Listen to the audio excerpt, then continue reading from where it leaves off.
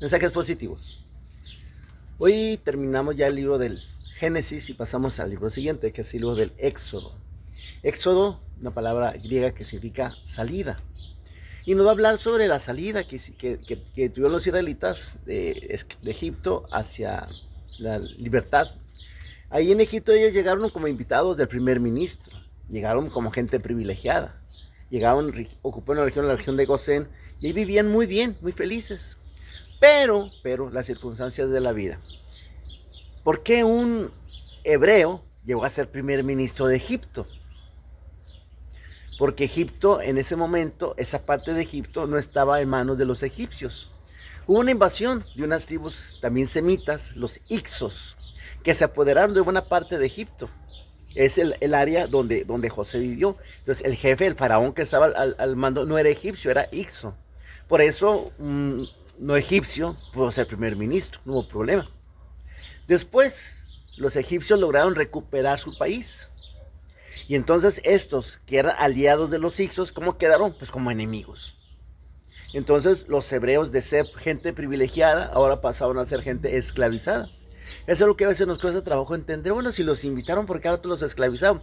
Porque no eran los mismos, pues. Dice aquí el texto: en aquel tiempo subió el poder en Egipto un nuevo faraón que no había conocido a José. Pues no había conocido a José. ¿Por qué? Porque eran gente diferente, no eran los mismos. Ya no eran los Hicsos, sino eran otra vez los egipcios, y los egipcios ahora sí se apoderaron de su país, y repito, todas las tribus semitas pues quedaron esclavizadas. Dice aquí el texto: y le dijo a su pueblo: los hijos de Israel forman un pueblo más numeroso y fuerte que nosotros. Tomemos precauciones contra ellos para que no sigan multiplicándose, no sea que en caso de guerra se unan a nuestros enemigos para luchar contra nosotros y se escapen del país. Les pusieron pues capataces a los israelitas para que los oprimieran con trabajos pesados, y así construyeron para el faraón las ciudades de Pitón y de Ramsés como lugares de almacenamiento. Pero mientras más los oprimían, más crecían y se multiplicaban. Los egipcios llegaron a temer a los hijos de Israel y los redujeron a una cruel esclavitud. Les hicieron la vida muy pesada, sometiéndolos a rudos trabajos de albañilería y a toda clase de tareas serviles en el campo. Además, el faraón dio esta orden, una orden terrible: echen al río a todos los niños que les nazcan a los hebreos, pero si son niñas, déjenlas vivir. ¿Qué tal? Podemos decir ahora, cuando se voltea la canasta, ¿verdad? De haber sido privilegiados, de haber sido gente importante, gente valiosa, ahora eran esclavos. ¿Por qué? Porque la historia dio una vuelta. Yo les he dicho que las circunstancias de la vida tienen tres factores que se entrelazan, se trenzan. Uno, el primero es la voluntad de Dios. Miren, si todo fuera la voluntad de Dios, eso sería el paraíso, y no lo es. ¿Por qué? Porque no es el único factor. Dios nos dio la libertad, nos la dio, nos hizo libres y la respeta. Mucha gente piensa que la hojita del árbol no se mueve si Dios no quiere. O sea, que todo es como, imagínate, como un titiritero que tiene hilos hasta para cada hojita. Ay, qué cansada será la vida de Dios. Si estuviera moviendo las patitas a las arañas, si estuviera diciendo que, no, olvídate que Dios estuviera al tanto de todas las cosas de esa manera, pues no. Dios no es un titiritero. La hojita, el árbol no se mueve, sino que todo se mueve porque Dios quiere. No. Dios hizo un mundo con una independencia, le puso leyes, le dejó un orden. Dios no está al pendiente o no está detrás de cada una de las cosas que suceden. Aunque Él puede estar al pendiente de todo, no todo lo provoca Él, ¿sí? Porque es un mundo con leyes que suele respetar. E hizo al hombre con una libertad, una capacidad de decir sí, decir no. Porque si tiene libertad más para decir sí, pues eso no será libertad. Dios dejó al hombre la posibilidad de decir no. Uno de los ejemplos más claros del libre albedrío lo tenemos en el hijo pródigo. Ese hijo pródigo que le dijo al papá: dame mi herencia, y el papá, en lugar de darle una cachetada, que es lo que se merecía, le dio la herencia. Y le respetó su libre albedrío, le respetó su decisión. El chamaco se quiso ir lejos, el papá le abrió la puerta. Y no fue detrás de él, ni le mandó a nadie detrás de él, lo dejó libre. Respetó su libertad, respetó su decisión. Eso sí, él sabía lo que tenía, sabía que iba a fracasar. Y todas las tardes lo esperaba en un visor, ¿cómo se llama? Un lugar para ver que tenía encima de su casa. Desde ahí, desde ese lugar, podía él ver ese mirador. Él estaba esperando todas las tardes que su hijo regresara. Pero ni fue detrás de él ni le mandó a nadie. Y el chamaco vivió su experiencia. Fue, malgastó todo, se quedó sin nada. Tuvo que trabajar, no sabía trabajar. Lo ponían a cuidar puercos y lo hacía tan mal que no le pagaba nada más que estar ahí. No le daba ni comida. No podía comerse ni la comida que comían los puercos. Estaba muriendo de hambre. Y el chamaco solo dijo, caray, en mi casa tengo un padre que hasta el peor criado le da de comida. Y pues él decidió libremente regresar. Así como decidió irse, decidió regresar. Por eso el padre lo está esperando y sale a su encuentro gozoso y se hace la fiesta. Pero esperó su regreso libremente. Así también Dios nos deja en esa libertad. Y uno se puede perder. Hay quienes nos perdemos. Que nos podemos perder porque Dios respeta las decisiones que nosotros tomemos. Ahí está la cosa, ¿sí? Entonces, hay varios factores. Uno es la voluntad de Dios, pero no es el único. Además de la voluntad de Dios está la libertad humana, que muchas veces contradice la voluntad de Dios. Muchas veces la voluntad humana es contraria a lo que Dios quiere. Y uno quisiera que Dios hiciera algo. Haz algo, Señor. Pues sí, ya lo hizo, nos hizo libres y nos respetó. Un día va a haber un juicio, porque somos libres, pero también somos responsables. Un día vamos a dar cuenta de la manera como utilizamos nuestra libertad, ¿sí? Somos libres, pero también responsables. Y vamos a dar respuesta, vamos a ver por qué hicimos lo que hicimos el día del juicio final. El día de la muerte, que es nuestro juicio particular, y el día del juicio final, donde ante todo el mundo vamos a dar cuentas de lo que hicimos o lo que dejamos de hacer. Todo eso se nos viene encima por la libertad. ¿La usas bien o la usas mal? Repito, si todo fuera la voluntad de Dios, eso sería el paraíso. Y no lo es, porque entra la libertad humana. Y hay otros factores. Otro factor importante, pues es la fría lógica de los acontecimientos.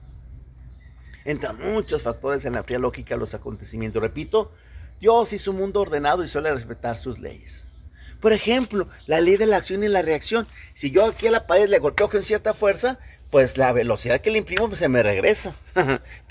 pero si choco aquí, ¡pum!, recibo una energía equivalente al golpe que estoy dando. Eso aplícalo en un choque de automóvil. Y vas a 60, 70, 80 por hora. Al chocar, viene la acción y la reacción y pasan tantas cosas, ¿verdad?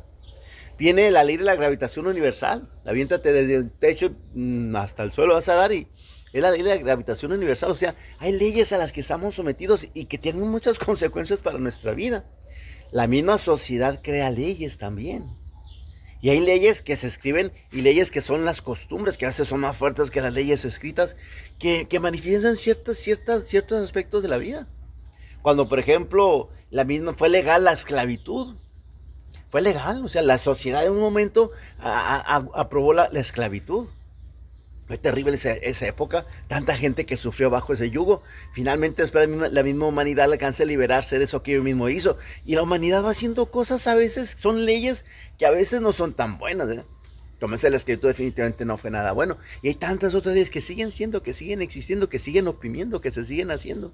Entonces, además de la libertad humana, además de la voluntad de Dios, está también la fría lógica de los acontecimientos, en las leyes, en las normas, en la manera de vivir que nosotros estamos escogiendo. Nosotros lo estamos escogiendo. Este mundo, repito, no es un teatro guiñol donde Dios hace que se sonrían, que se muevan. No. Estamos tomando decisiones. Y a todos nosotros, en algún momento de la vida, miren, se nos va a voltear la canasta. Todos tenemos la juventud, tenemos la época de que todo va bien, no nos duele nada. Hay familias que viven años tan bonitos, donde hay armonía. Al rato crecen, al rato se casan, entran otras personas a la familia, entran otras ideas, el papá se enferma, la mamá se muere, y esa familia cambia a veces tan radicalmente. La canasta se voltea. Y a todos nosotros se lo va a voltear. Me volteó la canasta. A Jesucristo también se le volteó. Jesucristo tuvo una época tan bonita cuando la gente corría tras de él, los niños iban tras de él y le decían Hosana y lo trataban tan bonito. Y tuvo una época entonces que toda esa multitud gritó, crucifícalo. A Jesucristo también se le volteó la canasta. Pase de mí este cáliz, pero hágase tu voluntad. A todos nos va a pasar esto, ¿verdad? Es la parte de la vida, pero tenemos que tener una fe fuerte que nos sostenga. A mí me gusta mucho la teología de San Juan, donde une la pasión con la glorificación. Cuando yo sea levantado sobre lo alto, cuando sea crucificado, atraeré a todos hacia mí. Cuando yo sea levantado sobre lo alto, sabrán que yo soy. Manifestaré plenamente mi divinidad cuando yo sea levantado sobre lo alto. El momento de la pasión no es el momento del fracaso, no, es parte de la vida. Las enfermedades, los dolores son parte de la vida. A veces la vida es más gloriosa soportando una enfermedad que en la salud haciendo grandes obras por todo el mundo. Dios nos concede la gracia de tener esa fe firme para que cuando se nos voltee la canasta, tengamos esa fe suficiente para sostener, para salir la vida adelante. A los israelitas se les volteó la canasta feo. Pero vamos a ver la historia de cómo la canasta se volvió a voltear. Eso va a ser muy interesante en el libro del Éxodo. No se la pierdan. Bueno, ayúdenme a conocer ese mensaje. Ya saben que aquí estamos viendo día a día lo que la liturgia nos sugiere para conocer más la palabra de Dios y nuestra religión. Buena amiga es la liturgia. Ojalá que me ayuden a compartir esta enseñanza cotidiana. Tarea el día de hoy. Bueno, yo los invito a que hagan un intento de ver en su propia vida cómo intervienen esos tres factores. Ponte a pensar en tu vida qué aspectos son la voluntad de Dios, qué aspectos son la voluntad de Dios. Simplemente que nacieras es voluntad de Dios. Hay cosas que son voluntad de Dios y hay cosas que no lo son. ¿Podrías hacer distinguir esas tres cosas en la historia de tu vida? ¿Qué parte es voluntad de Dios? ¿Qué parte son tus propias decisiones que tú tomaste? ¿Qué tanto es la fatalidad? Está en el momento equivocado, en el lugar equivocado, con las personas equivocadas. ¿Qué tanto esos tres factores se acomodan en tu vida? La voluntad de Dios, tu libertad y la fría lógica de los acontecimientos. ¿De qué manera se combinan en tu vida? En la fría lógica de los acontecimientos entra también la presencia del chamuco, que es parte de la vida también. Y cómo influye también, o sea, es parte de esa lógica fría de los acontecimientos, tener a alguien que nos odia tanto y que nos pone tantas zancadillas. Ponte a pensar en tu vida de qué manera esos factores se han combinado. ¿Te parece? Esa va a ser la tarea del día de hoy. Tengan una tarde muy bonita, Dios me los cuide. Feliz inicio de semana. Mensajes positivos.